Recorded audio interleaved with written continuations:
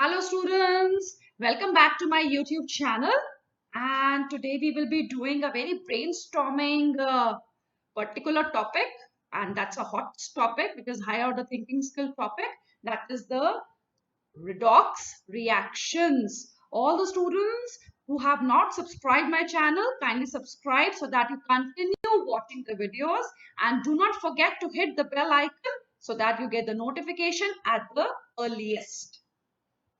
So what is a redox reaction? Basically, if I say what is a redox reaction, a reaction in which reduction as well as oxidation takes place simultaneously is called a redox reaction. Always understand that reduction and oxidation takes place simultaneously.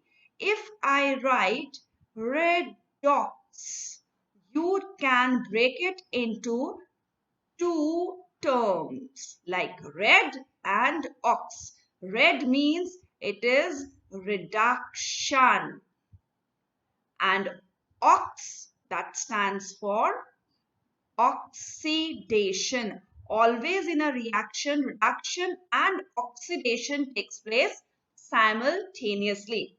For example, if I write A plus B gives C plus D. Now, for example, if the reactants, and always remember the reactants are called agents.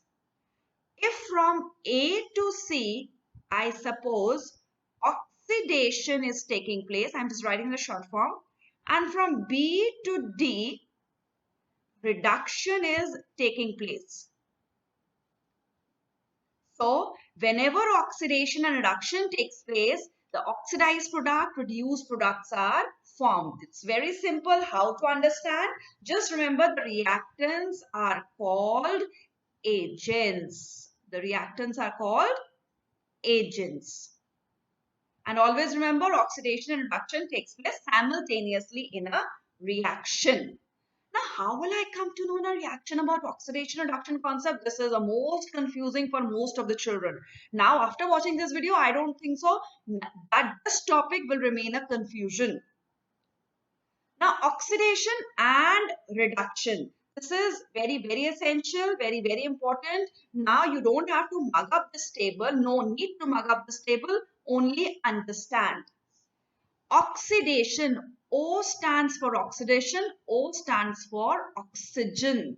So, remember, addition of oxygen is called oxidation. Now, oxidation and reduction are the reverse processes. Oxygen is adding in oxidation, so oxygen will be removing in reduction. R for removal, R for reduction, R for removal, O for oxidation, O for oxygen. Remember that oxygen will be adding up in the case of oxidation. If oxygen is adding up, then remember hydrogen is getting removed in the case of oxidation. And if in reduction, oxygen is getting removed, so hydrogen will be getting added up in the case of reduction.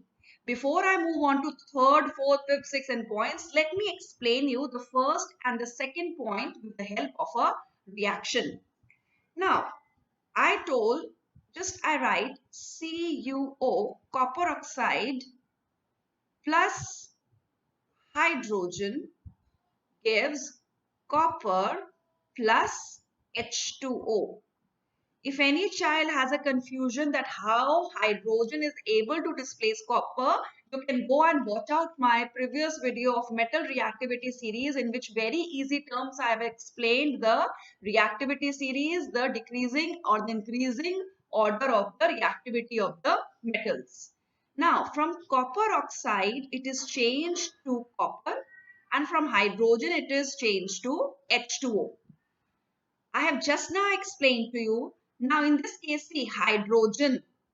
Oxygen is adding to hydrogen and changing into water. So, when oxygen is added up, that is called oxidation.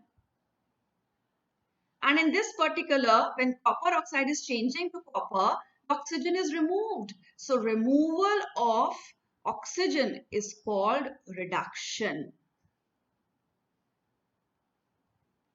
Now, Very simple to understand. Which are the oxidizing agents? Which are the reducing agents? Which are the oxidation products? Wherever the oxidation is taking place, the product is the oxidized product. And wherever the reduction is taking place, the product which is formed, that is the reduced product. RP is the reduced product, OP is the oxidized product. Now, when we talk about the reactants, I've told you these are called the agents. That takes place in a reverse. Metals are basically the reducing agents. Now see, copper oxide has been changed to copper and hydrogen has been changed to water. Now wherever the oxidation is taking place, that particular reactant will be the reducing agent. And wherever the reduction is taking place, that particular reactant will be called the oxidizing agent. Oxidizing agent is also called oxidant, and reducing agent is also called reductant. Now, many children might have a confusion that out of hydrogen and copper, why am I saying that hydrogen is a reducing agent? Please look over to my previous video of metal reactivity series where you will find out that hydrogen is at the top of the metal reactivity series and copper is below it. That means this hydrogen, which behaves as a metal as well as a non-metal, is more reactive than copper. I hope this is understood, and always remember that oxidation and reduction takes place simultaneously in a reaction. Now we move on to the third point, that is addition of electronegative element is called oxidation. Now addition of electronegative element. What are electronegative elements? That also I've explained in the metal reactivity series video. And removal of electronegative element. If electronegative element is adding in the case of oxidation, then electropositive element, which are called the metals, they will be removed. If you remember these 2 points of oxidation, the reverse you have to remember in the case of reduction. So from my point, if you remember the oxidation portion table, you just write the opposite, and that is the reduction table. So you need not to mug up. So addition of an electronegative elements are basically the non-metals. So if non-metals are adding up, that is called oxidation. And if non-metals are getting added up, the electropositive element means metals will be getting removed. So now third and fourth point, I shall again explain you with the help of a reaction. Now if I take up a reaction, KBr, potassium bromide plus chlorine gives KCl plus bromine. All the students who are not clear about the balancing of a reaction, please watch on my video how to balance a chemical reaction. In the metal reactivity series video, which I have already done earlier, there also explained the electronegative nature of the non-metals and which is more reactive. If I say father, child, bhai, I, this is arranged in the decreasing order of reactivity. Yes, so chlorine is more reactive than bromine. That is why chlorine will be able to displace bromine out and form potassium chloride and bromine. Now in this particular reaction, can you see that KBr is changing to bromine? That means in the case of KBr, the electropositive element potassium is getting removed. Do you remember that the removal of electropositive element is called oxidation? And in this particular case, with the chlorine, the electropositive element, that is potassium, is getting joined up, linked up, bonded up. So addition of electropositive element is called reduction. If you remember these points, that will be highly beneficial to you. Just remember the oxidation tabular form, the reduction tabular form is just the opposite to it. Now, if I talk about the products, wherever the reduction is taking place, that is the reduced product. Where the oxidation is taking place, that is the oxidized product. In many of the hot questions, it is asked, they give a reaction and they ask you that what is the oxidized product of this reaction. So quickly Just write an oxidation, reduction, and wherever the reduction is taking place, that is the reduced product, and the oxidation is taking place, that is the oxidized product. The reactants, do remember, the reactants are called reagents. The reactants are called reagents. So chlorine changes to KCl. This is reduction, but we write the agent as opposite, oxidizing agent, and this is the reducing agent. I've already told you that reducing agents are also called reductants, and oxidizing agents are called oxidants. So might be they use a different term like oxidants and reductants. So do not be confused. Now, for example, if I give you another equation like NaF plus I2, and in examination they say complete the reaction and tell where the oxidation and reduction takes place. What do the children quickly do? They will quickly write down NaI plus F2, and they quickly balance and mark oxidation reduction. So their answer will be completely wrong, because go on to my previous video, metal reactivity series, iodine is down. So it is least reactive. So it cannot displace the reactive fluorine. So this reaction is not possible. It is not possible. Okay, now we move on to our fifth and the sixth points. And children, whenever they ask the difference between oxidation and reduction, please do specify till 1 to 5 points. Sixth point is just for your understanding. Yes? Now this loss of electrons. Do remember loss. Give a stress on O. Loss of electrons. O for oxidation.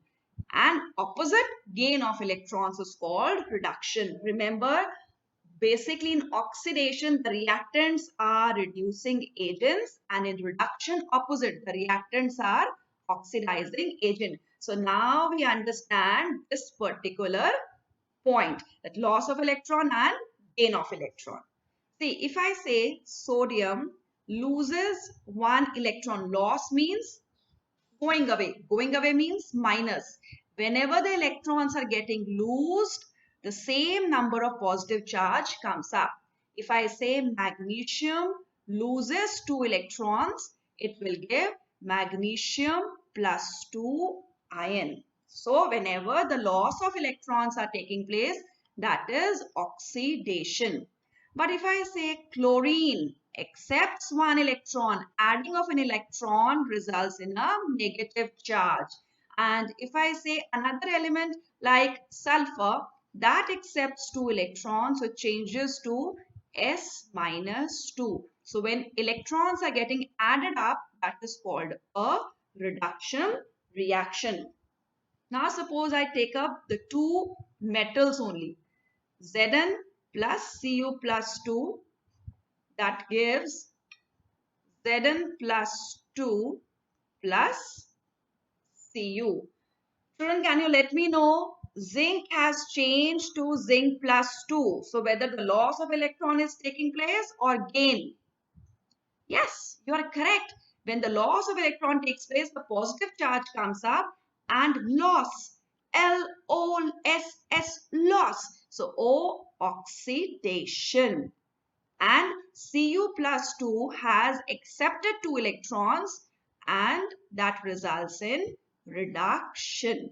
Now, will you let me know which are the oxidants, which are the reductants? Quick, quick, quick. Let me know. Quickly solve up. Very good. This will be the reducing agent. That means it will be a reductant. And this will be a oxidizing agent, oxidant. Now, wherever the oxidation taking place, the product is oxidized product, and reduction is taking place, that is the reduced product. I hope you have understood these 5 basic points. And if you have any confusion, you can just rewind this video, or any problem, write down in the comment box. I shall get back to you with the particular solution. Now the daily life example, if I take up, that why the apple when cut, it changes to red. Or why the iron when exposed to moist air, this reddish brown coating comes? The answer is same, that is oxidation. In both iron and apple, they contain a metal iron. On earlier, in apple, the iron is in +2 oxidation state. Same way, if we talk about this particular iron tools, iron is in +2 oxidation state or simple Fe. It loses an electron and changes to Fe+3 ion. So the oxidation occurs in the apple case as well as in the iron case, and Fe+3 ions are formed. So this ferric ion, Fe+3, is called ferric. This ferric ion which is formed is responsible for the reddish brown coating on the iron as well as apples turning to be red. So this is one of the daily life examples which I have given you for explaining the oxidation concept. Now I have given you this HOTS. Please do this question and provide me the answer in the comment box so that I may come to know whether you are actually doing it or not. Whether this reaction is possible also or not, please do let me know. Thank you for watching the video. Continue watching. I again say if you have not subscribed my channel, please subscribe and click on the bell icon for getting the notification.